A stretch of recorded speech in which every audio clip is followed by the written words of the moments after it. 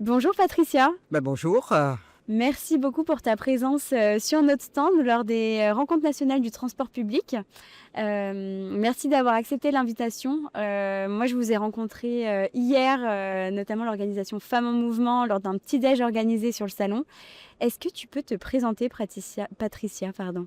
Merci pour cette sollicitation. Moi, c'est tout ce que j'aime bien. Voilà, on a un petit déjeuner, on dit à tout le monde de porter des badges et puis le lendemain, on se retrouve devant un micro. Alors, mon nom est Patricia Bastard.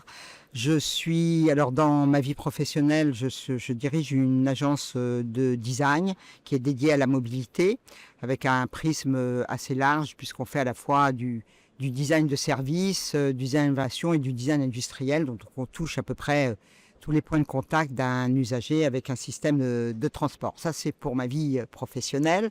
Donc 100% mobilité et 100% design, auquel s'est rajouté donc depuis un an Femmes en Mouvement, enfin un peu plus d'un an, puisque je suis administratrice de Femmes en Mouvement depuis 2 ans, j'étais trésorière et j'ai repris la présidence de cette association qui existe en fait maintenant depuis 10 ans et qui a été fondée en fait par Marie-Xavière Vauquier sur un coup de tête il y a 10 ans parce qu'elle trouvait qu'il y avait trop d'hommes dans les tables rondes. Elle a dit c'est plus possible. Voilà, donc c'est parti vraiment d'une initiative presque de réaction avec quelques personnes et aujourd'hui on est devenu une association assez puissante dans le monde de la mobilité. Oui, puisque la mobilité, effectivement, c'est très technique. J'ai eu Mobidip hier qui me disait, bah oui, c'est très technique, très ingénierie, beaucoup d'hommes. Et donc, effectivement, il y a 10 ans, donc, la place de la femme, notamment sur les tables rondes. Pourquoi donc la création de Femmes en Mouvement, ça a été créé par Anne-Laure, tu disais Marie-Xavière Vauquier. Ah oui, par Marie-Xavier, ok. Xavier Gauvautier, ok. Voilà, et donc en fait, pour rebondir sur les chiffres que tu donnes, en fait, la mobilité, hein, c'est 60% de femmes en fait qui prennent les transports, hein, et c'est moins de 20% d'hommes qui conçoivent finalement ces systèmes de transport, ces espaces de transport. Donc il y a une absolument nécessité d'abord, alors de rééquilibrage dans la parité en fait. Donc ça c'est le premier axe fondateur de notre association qui est à la fois évidemment qui est notre plus grande représentativité des femmes dans les prises de parole, quelles conférences et autres événements de notre secteur de la mobilité, mais également au sein des entreprises, au niveau des dirigeants et aussi une nécessaire incitation que les jeunes femmes puissent en fait rejoindre ce monde de la mobilité. Bon, c'est le sujet dont on parle beaucoup, hein, il n'y a pas assez de femmes ingénieures, etc. Donc nous, ça a été je dirais, le premier pilier sur lequel l'association s'est créée. Et puis de fil en aiguille, en fait, on s'est penché sur, je dirais, la continuité évidemment logique de cette prise en considération qui est la mobilité des femmes, hein, pas simplement Parce qu'effectivement, du coup, il y a un double aspect. Il y a l'aspect, la mobilité des femmes dans le transport au quotidien et la place de la femme dans ce secteur d'activité. Dans le secteur d'activité. Donc, il y a vraiment une double action aujourd'hui. Voilà, une double association. action. Et pour nous, ces actions sont liées, en fait, parce qu'on considère que plus il y a de femmes, en fait, dans le secteur de la mobilité à des postes, soit de décision, soit dans des postes en lien avec la conception des espaces de transport, plus il y aura une prise en compte en fait de la réalité de ce qu'est un parcours d'une femme en transport public. Donc on agit effectivement sur les deux fronts. Sur ce deuxième front, on essaie en fait à la fois de sensibiliser les pouvoirs publics, hein, en essayant, donc on commence à essayer de pouvoir dialoguer en fait avec les collectivités qui construisent des plans de mobilité pour que cette notion de genre soit prise en compte, mais aussi avec des actions qui nous permettent finalement de sensibiliser les gens qui vont finalement construire les cahiers des charges, concevoir les espaces. Donc c'est à la fois, ça se situe un peu à tous les échelons, hein, donc les échelons des donneurs d'ordre qui peuvent être des autorités organisatrices de mobilité, qui eux-mêmes font appel à des maîtrises d'ouvrage et des ingénieries. Et au bout de la chaîne, ensuite, ces cahiers des charges sont reçus par soit des maîtres d'œuvre pour les espaces, ou soit par des industriels pour le matériel roulant. Et en fait, si cette notion de genre n'est pas écrite, spécifiée, maintenant on essaie de l'outiller, en fait, elle ne sera pas prise en charge parce qu'elle n'est pas demandée, en fait. Et hier, il me semble que tu as fait une conférence, notamment sur un sujet. Est-ce que tu peux nous en parler justement de ce sujet et de Oui, comment tout à fait. Donc hier, j'ai participé à une table ronde sur le sujet de la sécurité dans les transports, et j'étais invitée en tant que présidente de Femmes en Mouvement, évidemment avec le focus femmes, et je portais un peu la parole des femmes à l'occasion de cette conférence. Et les messages que j'ai pu donner sont les suivants. Le premier, en fait, le constat et les chiffres sont, c'est un non discutable, hein. Ils ont été beaucoup divulgués là dernièrement dans la presse, hein, suite à l'agression très médiatisée qui a eu lieu dans le RERC, mais 95% des femmes, 95% des agressions à caractère sexuel ont lieu à destination des femmes. Aujourd'hui, en Île-de-France, en fait, les chiffres sont colossaux, hein. 70% des femmes se sentent en insécurité. Et peut-être pour résumer, le chiffre le plus marquant, c'est qu'en 10 ans, en fait, il y a une augmentation de 86% des agressions à caractère sexuel. Donc les chiffres sont là. L'insécurité, à la fois augmentation des agressions et augmentation du sentiment d'insécurité, hein. Et donc comment répondre à cela, comment on agit, et comment on agit, hein. Donc c'est la question. Et nous, on est persuadés et d'ailleurs il y a déjà tout un arsenal de choses qui commencent à se mettre en place dans les réseaux, mais c'est aussi de le faire savoir, et c'est un peu le rôle de Femmes en Mouvement, c'est en fait de récolter les bonnes pratiques, d'écouter ce que nos adhérents peuvent faire, et ensuite pouvoir un petit peu les synthétiser et en parler. Donc pour citer quelques-uns, moi je pense que c'est à la fois une écoute assez fine des besoins des femmes. Et il y a des choses intéressantes qui se font depuis pas mal d'années, et de plus en plus.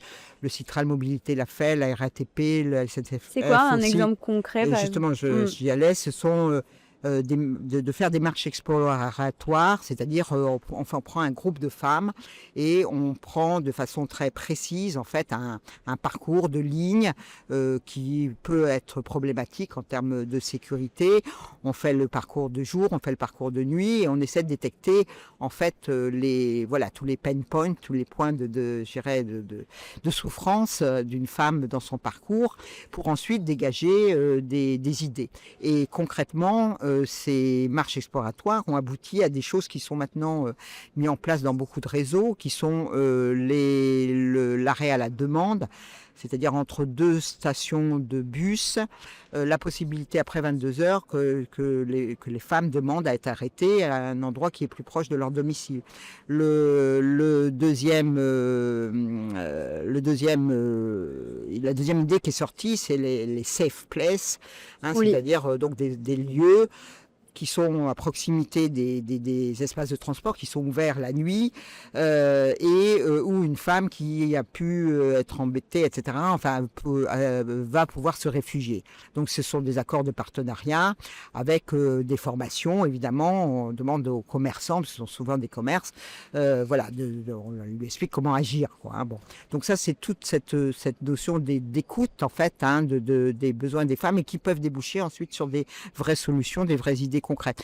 Et puis je pourrais donner aussi d'autres gros pistes, enfin qui me semblent nécessaires. C'est évidemment la formation des agents pour à la fois sensibiliser, mais aussi comment réagir s'il y a une agression, post-agression. Par exemple, la RATP, là, pendant cette table ronde, donnait l'exemple en fait, des taxis, et je crois que ça se pratique dans pas mal de réseaux, qui sont offerts en fait, à la personne qui s'est fait agresser. Alors évidemment, on la pousse à des... Alors, il y a aussi poussé à ce qu'il y ait des dépôts de plainte, parce que les dépôts de plainte, il y a, je crois, 6% de dépôts de plainte par rapport au nombre d'agressions. Donc, il y a tout cet arsenal-là. Et puis, un autre sujet qui, je pense, très intéressant et assez fort, c'est la sensibilisation des gens qui sont témoins d'agressions. C'est comment réagir si, intelligemment, si vous voyez autour de nous une situation pas normale. Et là, il y a à la fois les campagnes de communication, il y a Transport for London qui a fait une très belle campagne là, vidéo où elle montre comment on peut finalement distraire l'attention en s'approchant de la personne qui commence à se faire harceler, le faire parfois en groupe et de façon très soft, comme si c'était naturel, comme si c'était quelqu'un qu'on connaissait, pour ne pas se retrouver ensuite dans une relation face à face conflictuelle avec l'agresseur. J'avais pu voir des vidéos où en fait, je crois que c'était dans le métro de New York, où il y a une personne qui se fait agresser, en fait personne bouge à côté. Et donc il y a une notion au final que les Parce personnes... que les gens ont peur aussi. Alors... Il y a la notion effectivement de peur et d'anxiété face à la situation, et c'est comment on réagit face à une situation. Il y a des méthodes, d'ailleurs, il y a une méthode, la méthode des 5D qui en fait explique comment évaluer la situation et comment réagir face à cette situation, soit effectivement en appelant, soit... alors il y a tout l'arsenal de possibilités d'appuyer sur le des boutons. SMS. Le SMS, il y a des applis sur lesquelles il y a des boutons, c'est le cas à Montpellier, ici à Orléans, ils en parlaient hier lors de la table ronde, sur l'appli, il y a un bouton, on peut appuyer, enfin bon, il y a et on peut appuyer pour quelqu'un d'autre pour signaler, voilà, qu'il se passe quelque chose de pas normal. Alors c'est tout cet arsenal, et puis évidemment les concepteurs de concevoir des espaces. Alors il y a évidemment tout le sujet des caméras télésurveillance, enfin tout cet aspect techno, et puis il y a aussi travailler l'éclairage aux bons endroits. Alors à la fois pour en gros, un couloir super éclairé, l'agresseur, ils ne sont pas très à l'aise pour agresser, et la femme se sent sécurisée que d'être dans un univers fortement éclairé. Donc, en fait, il y a beaucoup de choses à faire. Mais pour revenir sur l'histoire des 5D, les méthodes, enfin... Pour moi, c'est quelque chose qu'on devrait beaucoup plus savoir, comme on apprend, vous savez, les premiers secours. Oui, voilà. tout à fait. Voilà. Donc, on devrait être dans cette logique d'apprendre aux gens à comment réagir face à, en fait, une situation anormale, quoi. Et que potentiellement, ça rentre en programme scolaire, un peu comme Absolument. on avait le BSR, la formation sur les premiers secours. Peut-être que l'inclure aussi dans la partie programme bien sûr, je pense qu'il faut, nationale. c'est des formations qui doivent, des choses qui doivent arriver très tôt, quoi. Pour avoir les réflexes dès le plus jeune âge. Pour que ce soit naturel et avoir les bons réflexes. Parce qu'on peut avoir les très mauvais réflexes aussi et se mettre en danger. Donc, C'est vrai que nous, dans le handicap, la partie comment agir est primordiale, parce que du même constat, en fait, il n'y a pas de sensibilisation à l'école. C'est quand on n'a jamais été sensibilisé au handicap, qu'on n'a pas de personne en situation de handicap dans son entourage. On ne sait pas comment se comporter. On ne sait pas comment s'y prendre, et on voit des situations où les personnes, elles poussent un fauteuil roulant, elles prennent par le bras une personne aveugle. Donc en fait, il y a toute une approche aussi d'une personne en situation de handicap, de comment on agit, comment on se présente. Et donc, je pense que c'est c'est de la sensibilisation. C'est de la sensibilisation sur des situations de personnes fragiles, quoi. C'est ça. Ou en état de fragilité, et ça, en fait, il faut l'apprendre. Et je pense qu'il faut effectivement l'apprendre très tôt, quoi. Et merci en tout cas pour ce partage, pour les explications sur Femmes en Mouvement, sur vos actions que vous menez au quotidien dans le domaine de la mobilité. Chapeau, en tout cas ça fait vraiment plaisir de vous avoir, et notamment de t'avoir reçu sur le podcast. Pour terminer, les choses qui t'ont marqué sur cette édition du RNTP? Alors, j'en citerai finalement 3. Alors, notre petit déjeuner hier, Femmes en mouvement. On fait chaque année ce type d'événement dans les salons. Cette année, on a décidé de le faire sans invité, juste voilà, pour pouvoir avoir un moment pour parler entre nous. Il y avait plus de 70 personnes. Moi, j'ai fait un petit topo très bref et j'ai dit, écoutez, prenez des badges, portez-les et voilà. Et faites-les voir. Et faites-les voir et inondez le salon. Et alors, ce qui est très marrant, c'est qu'il y a plein de gens qui m'ont dit, mais ah oui, mais voilà. Donc du coup, ça a marché. Bon, donc ça, c'était le moment très sympa finalement.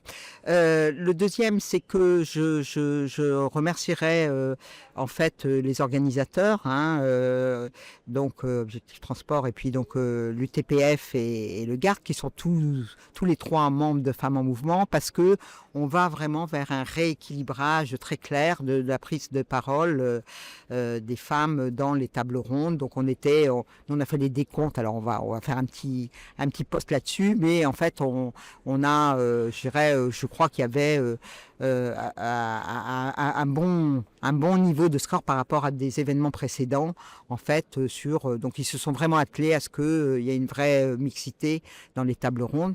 Donc ça, voilà, le deuxième chose que je retiendrai. Et puis la troisième chose, je crois que je retiendrai, c'était effectivement cette invitation à cette table ronde sur ce sujet de la sécurité. Et donc pour moi, de la sécurité des femmes dans les transports, c'est un sujet voilà, auquel je suis personnellement très sensible. Et j'étais contente d'avoir l'occasion de prendre la parole là-dessus. De partager tout ça. Merci à toi, Patricia, pour ce moment d'échange. Eh bien, merci à toi. Et au plaisir. Merci, au revoir.